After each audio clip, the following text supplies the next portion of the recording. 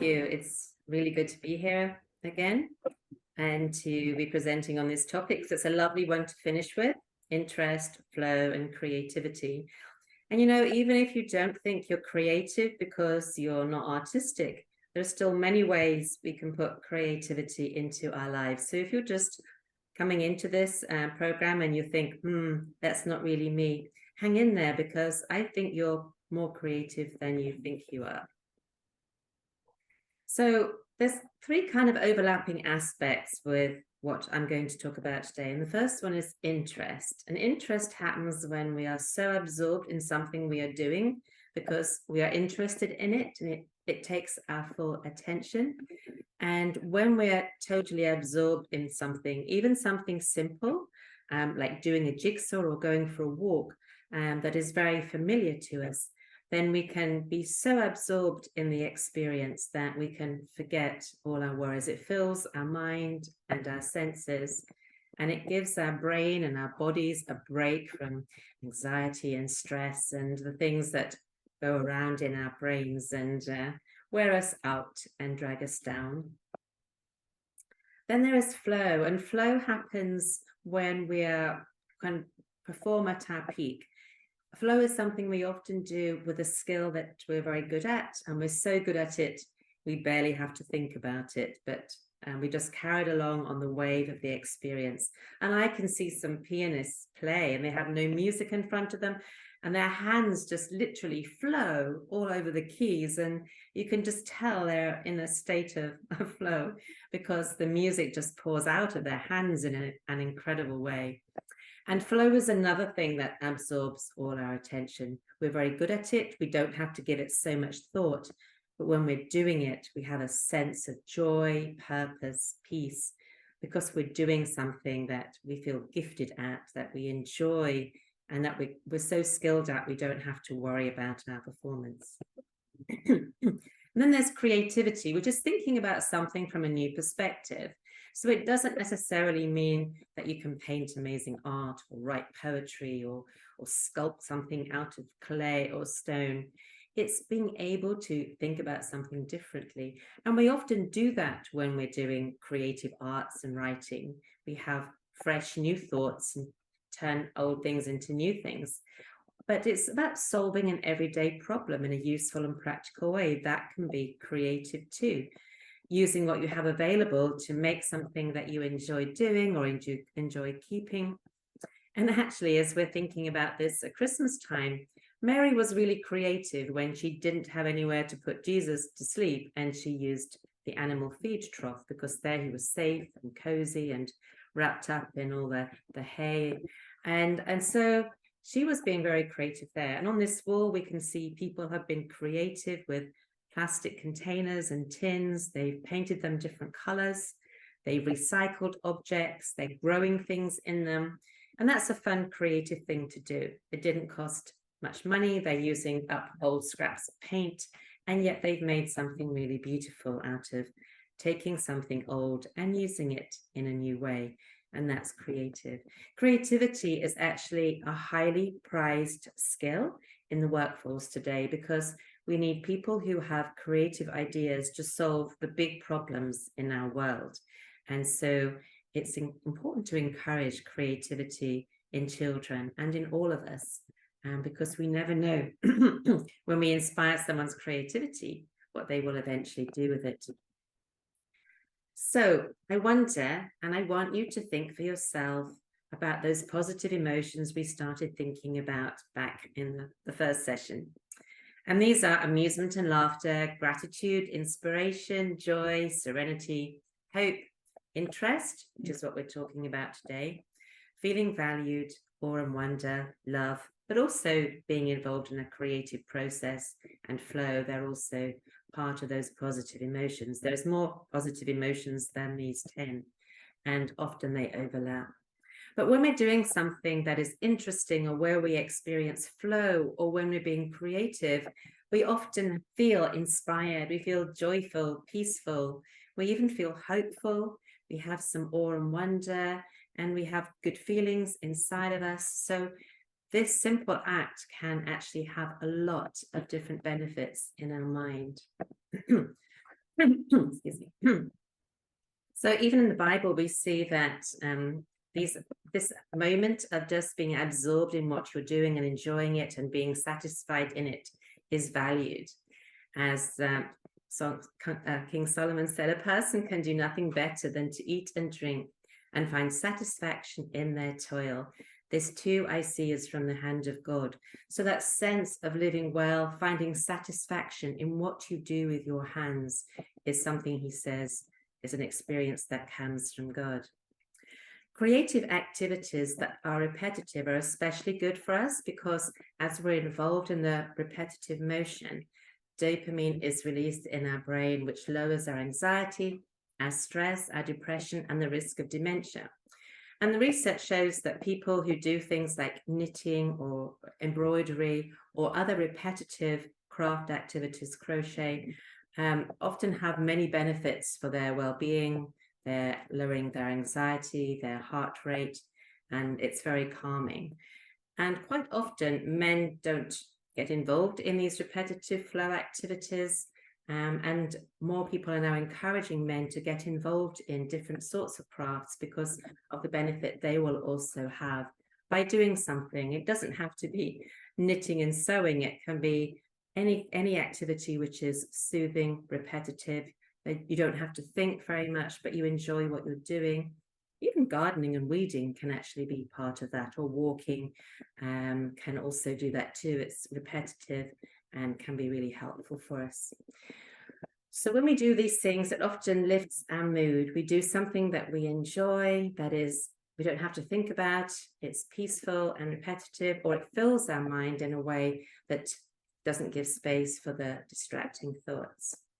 When we have a sense of accomplishment by doing something creative, that also helps us. That's motivating and inspiring. We see the end result. We want to do that again.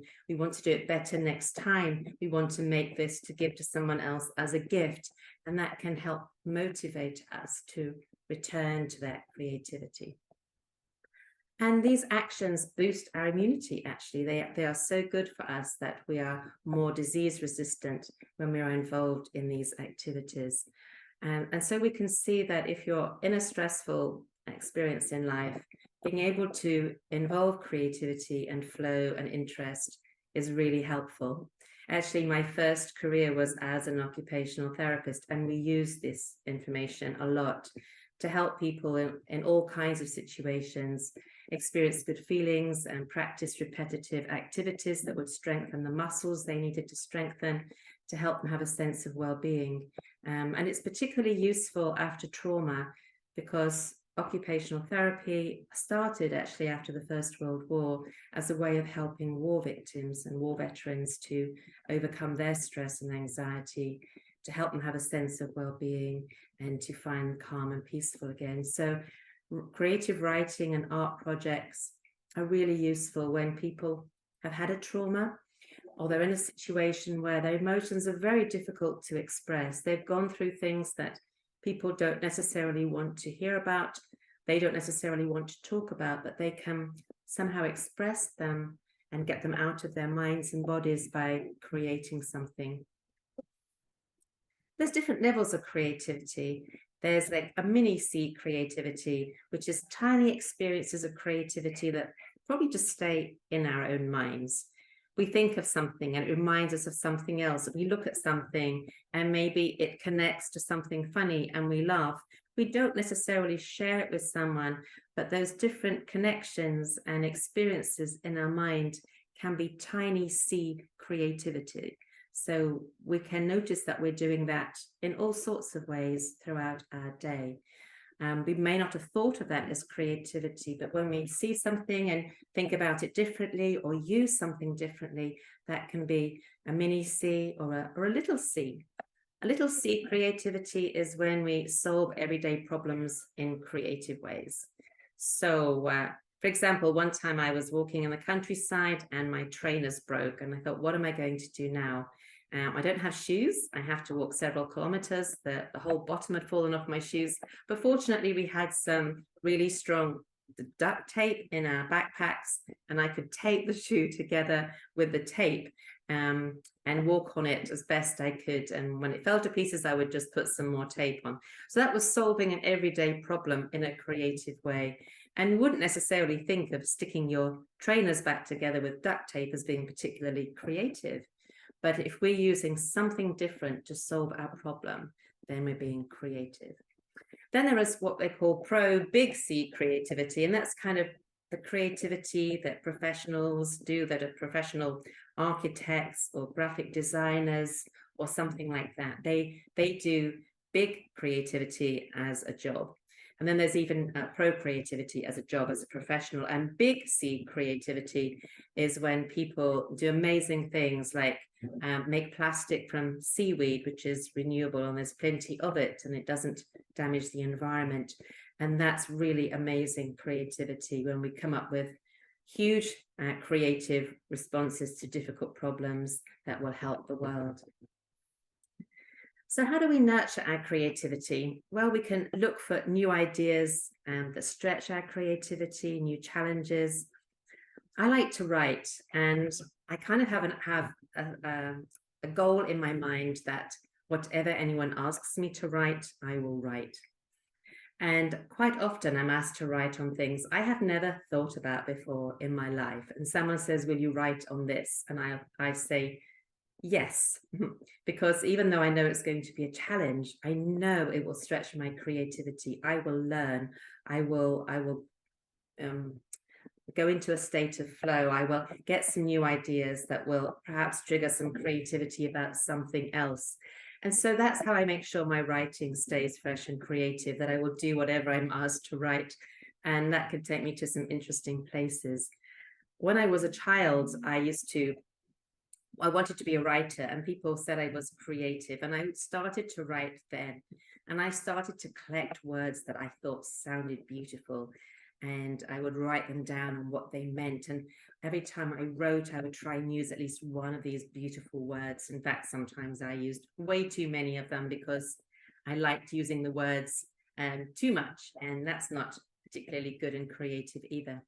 But I persisted. I would try to write something creative. Every time I wrote, I would try to think of new ideas, look at things in new ways. I would see a setback as a learning opportunity when I might write something that was rejected and say, this is something to learn from. I'm not going to be set back. I'm going to work at this article, this writing, until it's what it needs to be. And we can make time for creativity. We can think, oh, we're too busy, we're in a crisis. But even 10 minutes a day, you can be creative in a small way, right where you are, and blend those moments of creativity into your day in different ways, just by thinking something different, exploring something different, and pausing to enjoy some creativity, even if you just pick up a piece of Play-Doh or clay and play with it in your hands and make something with it that describes your day.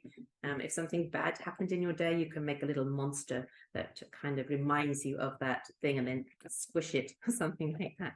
So we can still be creative in very simple ways that we don't have to live with forever. We're not trying to make something that we're going to keep in our house. We can just do small things of creativity in how we arrange the food on our plate, or even how we dress, or how we sing along to some music or dance.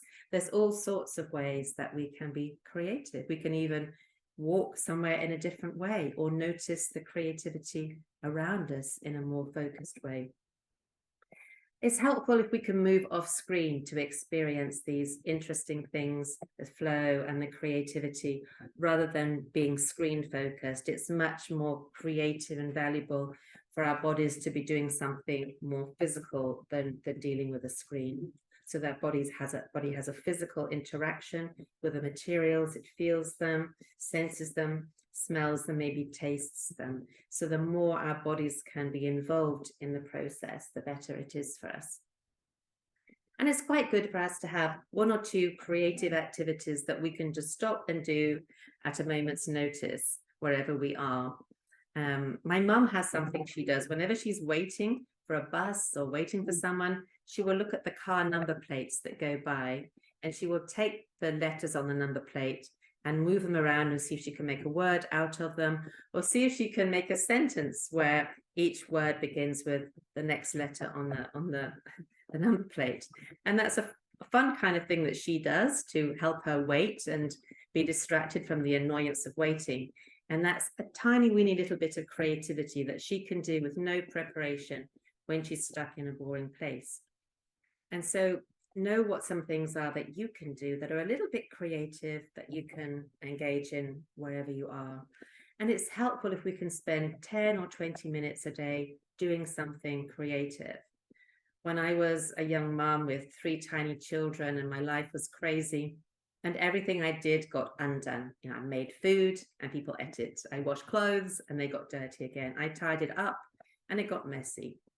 So I would spend 10 minutes a day doing a craft that would stay. Whatever I did on my embroidery or whatever I was working on, it wouldn't just disappear. I could build on it and do it for a few minutes a day.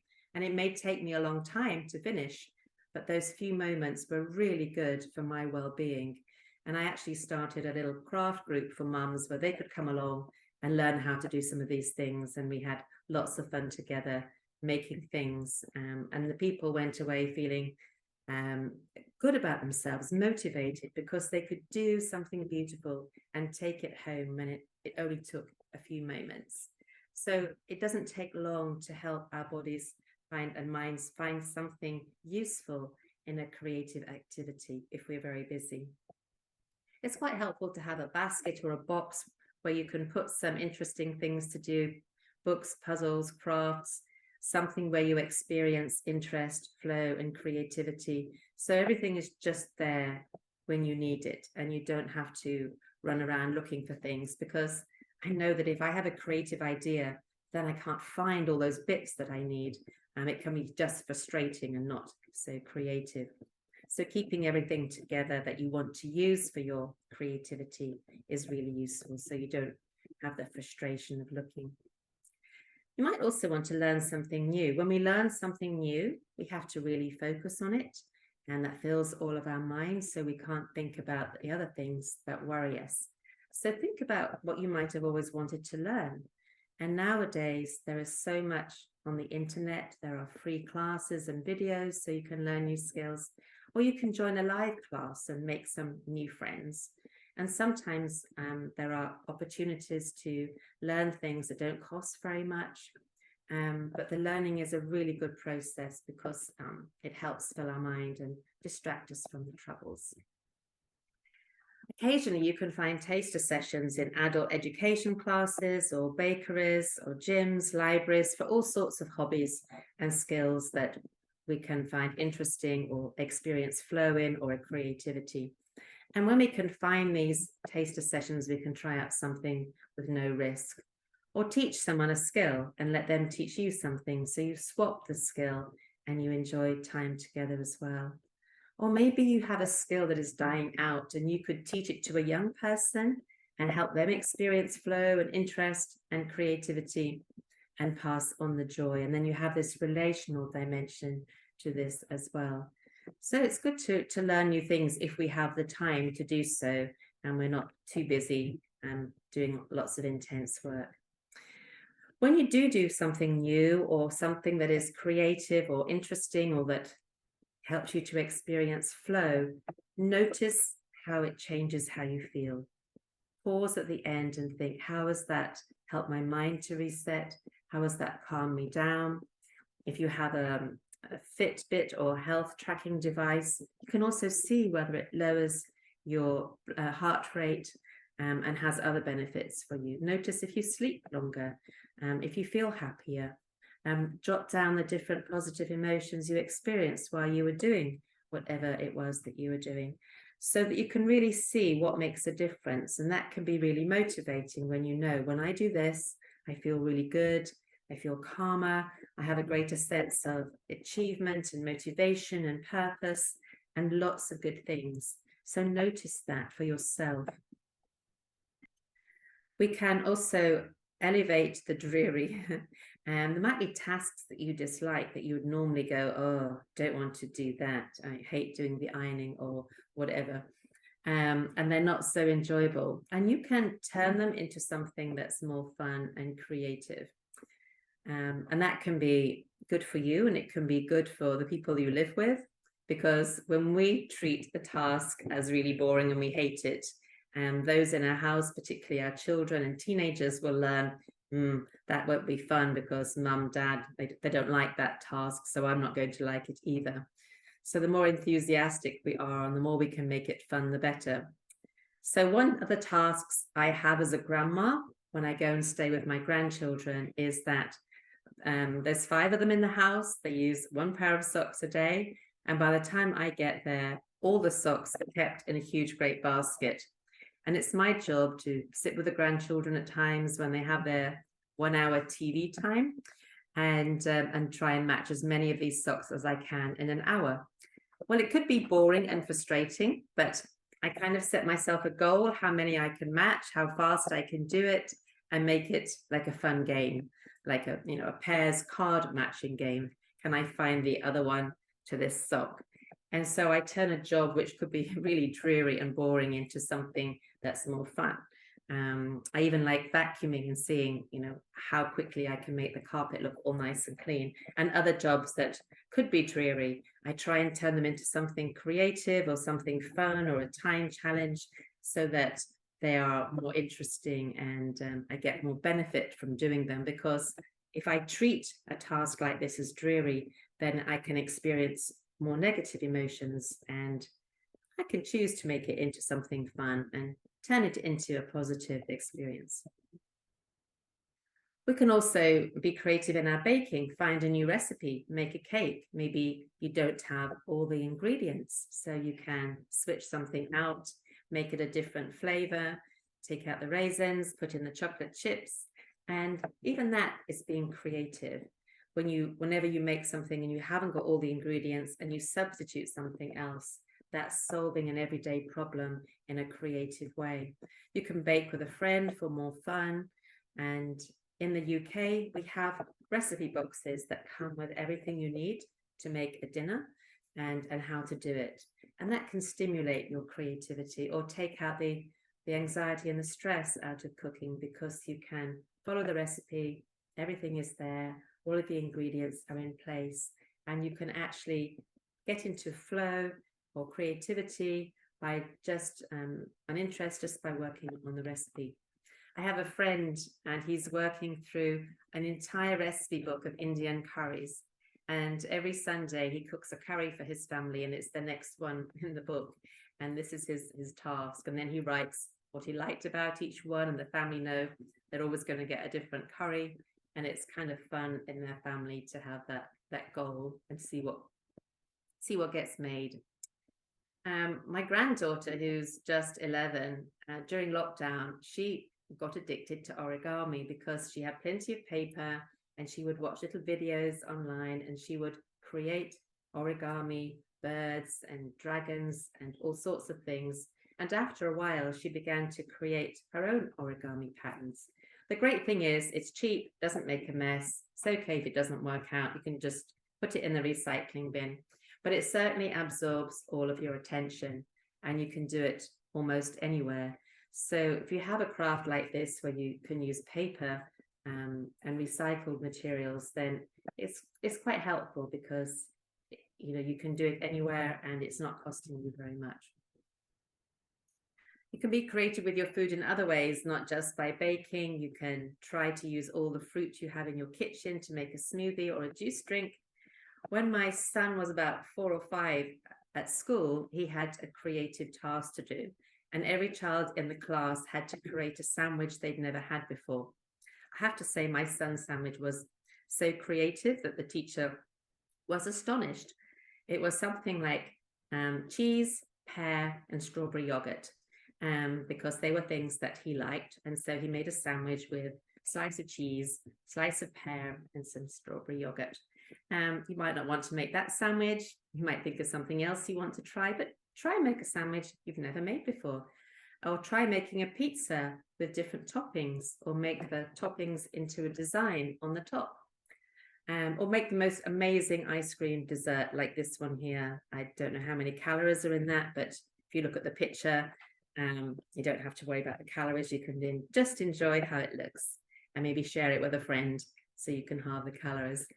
But one time I had to be creative with food because my husband called me up and said, I have 30 young people here and they're going to come back to our house at 10 o'clock at night for some food before they drive through the night back to where they come from. And I thought, what am I going to do? This is like 9:30 at night. They're coming in half an hour and I have not planned for 30 people. So I went into the freezer. I pulled out every different kind of ice cream we had. Fortunately, we had quite a lot. I went through all the cookies, I even put out peanut butter, cornflakes, crazy things that you would never think of putting in your ice cream. And I laid it all out on a table, and these teenagers came and made massive ice cream desserts. This was about 30 years ago now. One of them came to me last year and said, I remember coming to your house and making a crazy ice cream sundae. That was being creative, just using what I had. And the teenagers loved it. They were creative and they still remember it. So sometimes what we think might be a bit of a social disaster can turn into something quite fun and amazing when we get creative with what we have. Build a den. If you want to go outside and you've got kids, just go into the woods and build a den. And when we go walking through the woods, we often see places where people have started to make a den. We had a birthday party for our son once, and we went to a nature area. We had lots of different creative nature activities to do. And then we said to them, build a den, and then you can eat your picnic party in your den, and we'll see which team can build the best den. And they had so much fun just building dens in the woods. And they said, this is the best party ever, having this den building competition. It's great fun to do with a family, with your children, or with a group of teenagers. It's probably not something you can do on a dark night in 10 minutes when you need a bit of a creativity boost, but I'm just sharing different ways that you can think of that are actually quite creative and fun, just using what you have around you, or finding what you can find in the woods and making something beautiful out of them together, or even just arranging them on the floor and leaving the arrangement for someone else to see. An activity that I often use as a family therapist is design a machine. And I ask families to invent an imaginary machine that would solve one of their biggest problems as a family. So this gives me some insight into the different things that each person in the family sees as a problem. And I ask them to draw their machine, because, you know, you can just draw a model. Anyone can draw a machine. It doesn't have to look like anything. And you can just label the parts and say what it would do. And I've seen some amazing machines. It's amazing how many times parents will make a getting a child to sleep machine. I have seen so many of these. I think about 50% of the machines that parents make are to get children to go to sleep. And they have beds that rock and supply drinks of water through a straw and play lovely music and tell the children stories. But I actually know what those children want more than anything probably is for mum or dad to crawl into bed with them and give them a big cuddle. But it's interesting to see what's in the parents' minds. And there was once a child, and she made a machine, and she said, this machine, which looked like a vacuum cleaner, this machine has this vacuum sucker, and it goes out and it sucks in all the negative emotions it can find in the house. It goes and looks for them, and it swallows them up into its machine with a big like this, and then they go into the machine, and inside the machine puts them all together and adds some lovely ingredients, and it spits out positive emotions like joy and peace and love and kindness. And I thought, how amazing is that? When we're thinking about balancing our emotions, this child said, I want to make a machine for my family that will balance our emotions, that will suck up all of the negativity and all of the anger and the fear and the stress in this home and turn it into something beautiful.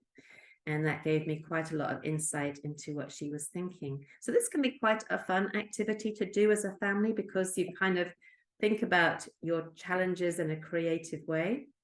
And then I will say to families, you know, you can't really have this machine. You can't buy it on the internet.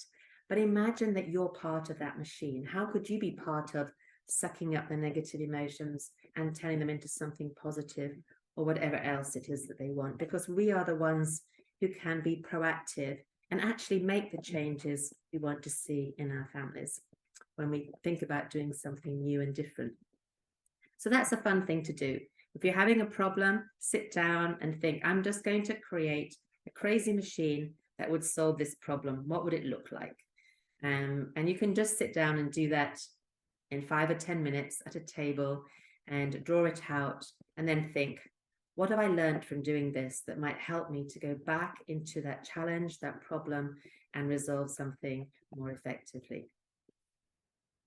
Something else we can do that is quite simple, because even if we're not artistic, we can probably stick pictures onto a board, and that's to gather together things that bring you joy or give you other positive emotions. And if you want to be more artistically creative, you can arrange them in a beautiful way and add nice extra pictures and designs onto them. But if you have a board that is full of positive emotions, things that make you laugh, memories that bring you joy, photographs, pictures of people you love, then when you go and look at it, it will inspire you. That creativity will help you engage with all kinds of positive emotions, depending on what you choose to put on the notice board. Or it could be inside a cupboard door in your kitchen. So when you open the cupboard door to make your hot drink in the morning, you'll see all these lovely things to inspire you and to lift you up. You can even arrange your books. This is another way of being creative. Very simply is to look at your bookcase and think, I could arrange my books in a different way.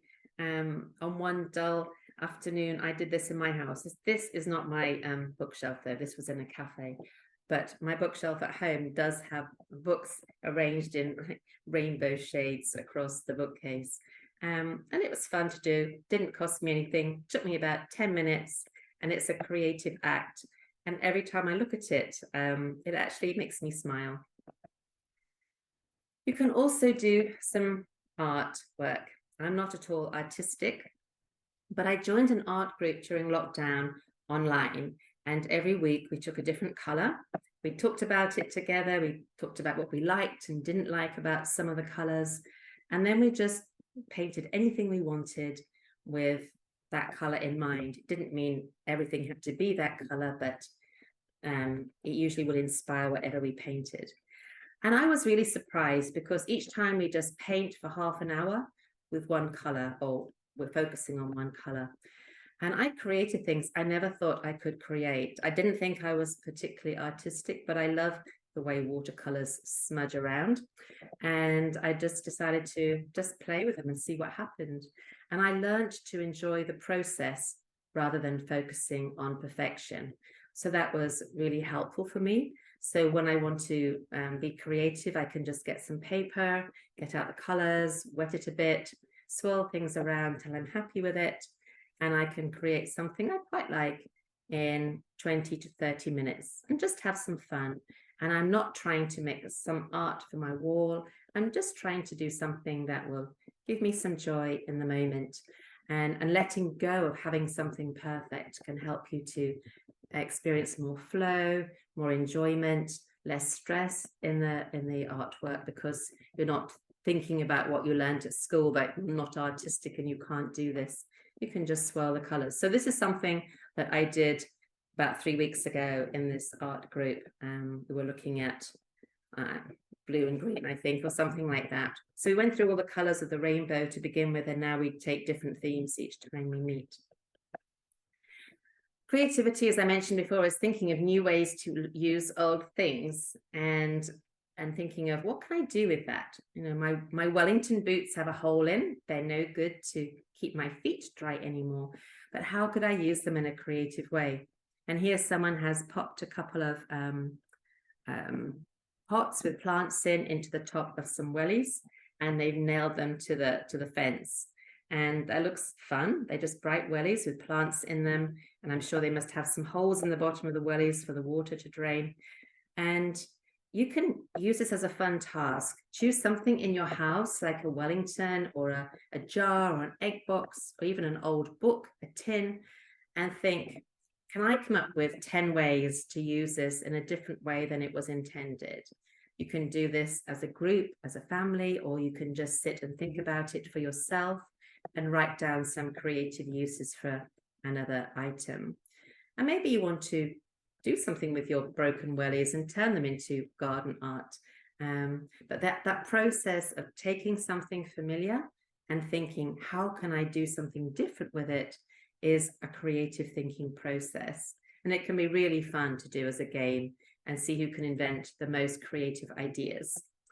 Another activity which is very simple, which I do in a group, is give everyone a piece of paper and the name of someone else in the group.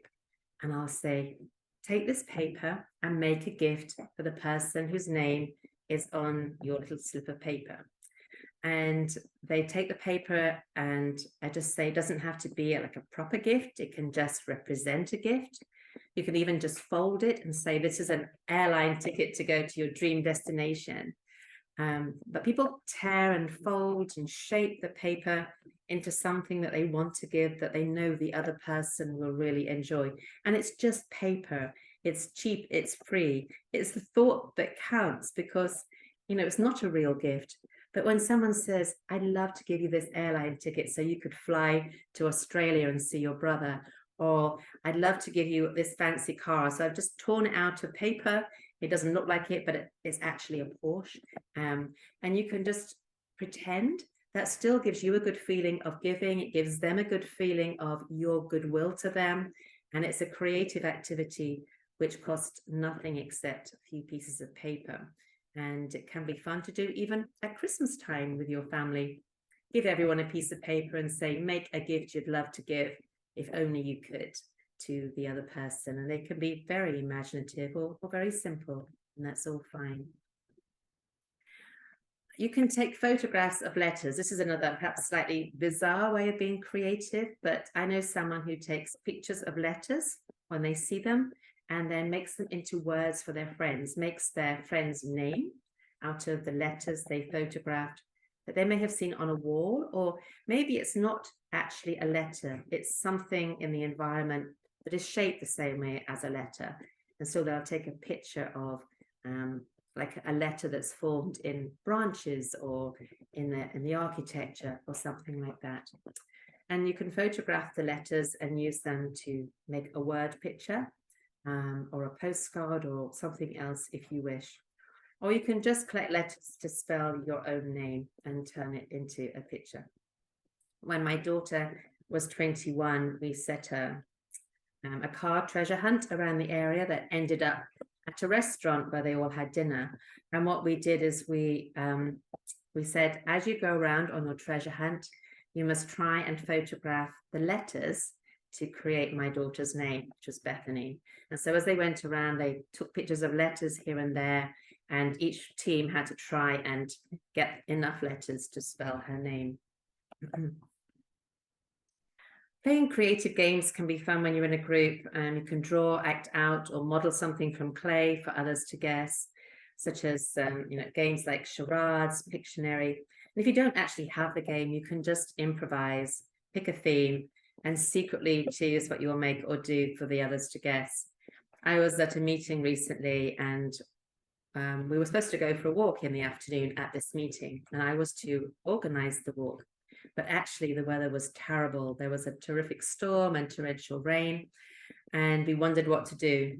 And so I just wrote a list of things actually from the Bible, like turning water into wine and different, the parable of the prodigal son, different things like that. But you can choose any topic and make a list of words and objects and phrases.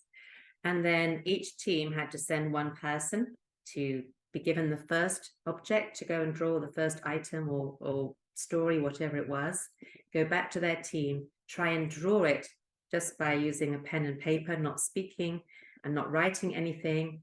And then the first person to guess it would come and get the next item on the list. And today we got some feedback at a meeting that people said that was the highlight of their event. and they had so much fun. They didn't really have to draw artistically. They got to know the people around them, and it took me 10 minutes to write the list, and we had fun for like an hour. And so you can just improvise and encourage people's creativity, even in simple ways, to communicate ideas with in ways they wouldn't normally do. So instead of asking questions and giving clues verbally, they were giving them visually, and that took more of a challenge. So if we were here together and we could do this live, I would say pause now and practice something creative. And I tried to think of something creative people could do wherever they were, whoever they are. And so I chose this activity, which I do sometimes when it's people's birthdays. I make a message for them using the letters of their name. So you can take your friend's name or your own name and make a sentence that describes your friend or something they do or describes you, where each word begins with a different letter in their name. And so I chose Thomas because he's been part of this project, and I made a little sentence about him. Thomas helps others make ADRA successful. So I thought you could perhaps write down a friend's name, someone else on the Zoom, and see whether you could put together a sentence using the letters of their name to start each word in the sentence. Or you can take a name, a famous name of a famous person or someone from history or someone from the Bible, and try and write description of them or their story using the words, the letters in their name in the order in which they come. So I wonder what creative activity you would like to engage in before the end of the day. Where do you find your flow? What's your creative area? And if you don't feel that you're so creative, I hope that today you've learned that there are some very simple things that you can do, even if you're not artistically creative or musically creative, or being able to write something creative. There are still fun ways that you can engage with creativity and find things that are interesting, that help you to push aside all those challenging thoughts. Or maybe you have something you're really good at, where you experience that total flow of almost being one with the piano as you play, or with the violin, or just singing and feeling your whole life is pouring out of your voice and creating music in the world around you. So I'd like to challenge you to do one tiny thing creative before the end of the day, even if it's how you arrange your food on your plate when you eat, or how you make a juice or a tea from things you have in the cupboard, or just find a way to doodle and turn your doodle into something interesting, or ask someone to guess what you're doodling. Just find a little way to be creative and spark some joy in your life. And I hope that what you've been learning over all these sessions with Flourish, that you're taking something away that will help you balance your emotions in challenging times. And we need to do it every day in some way or other, if we can, to choose something, even something small, where we intentionally engage with the positive emotions in our life to help us stay rebalanced, to help us be renewed and refreshed, and to choose things that will help us to our minds to rest and to find hope and positivity again. So I wonder what you have learned through listening to all of these and how it's changed your life. Do you have different thoughts now? Are you more intentional about what you do to experience positive emotions? And are you sharing them with people around you so that they can be involved in these activities and enjoy them as well, so that you can have fun together? So whatever you choose to do with what you've learned, I hope it will be a blessing to you. And I hope that you will also help the people around you, wherever you are, to engage in some of these positive things we've learned in the last few weeks that can help them find peace and hope and healing and beauty and sparks and love and kindness in the lives that they're living, even when they're very challenging, because it can really help. Even people in very extreme circumstances will often turn to creativity to give them some joy and hope and meaning when life is extremely difficult. And we can access this as well as human beings. So thank you. Go and be creative, create some sparkles in your day, and bless others. Thank you.